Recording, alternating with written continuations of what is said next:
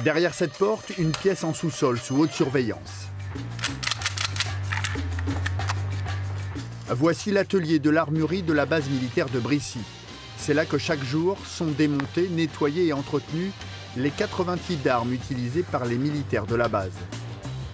On va surtout faire de la VP, donc de la visite périodique, ou visite sommaire. Ça va dépendre en fait le nombre de coups que l'arme va avoir tiré, un peu comme un véhicule, le nombre de kilomètres qu'il a fait. Et ben nous on va faire un peu la même chose, on va faire une visite du coup de cette arme, voir si elle n'a pas de problème. Car parmi les dizaines de calibres vérifiés au quotidien, certains ont besoin de soins bien particuliers au retour de leur mission. Apparemment, comme on peut remarquer ici, on a plusieurs cassures. Donc du coup ça fragilise l'ensemble sous garde et on est obligé de la changer. Pour diriger les 15 armuriers en poste sur la base, l'adjudant-chef Loïc. Il y a un groupe qui rentre la semaine prochaine, donc il faudra faire le passage des armes en VP. Depuis une vingtaine d'années, il officie dans le domaine de l'armement de petit calibre. C'est lui qui régule toutes les sorties et les entrées d'armes de la base de Brissy. C'est bon, on a vu un chef, l'arme est prête. Ok, super, merci bien. Les FAMAS, MAC 58 ou autres barrettes n'ont donc plus de secret pour lui.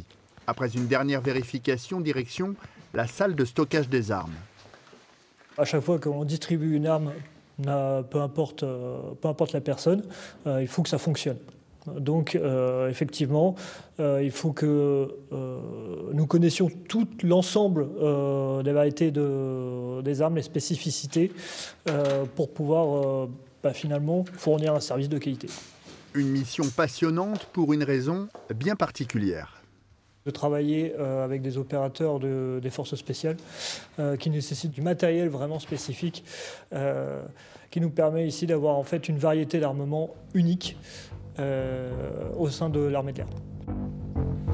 Un travail rigoureux de l'adjudant-chef Loïc et de son équipe pour garantir aux militaires d'être en sécurité sur le terrain.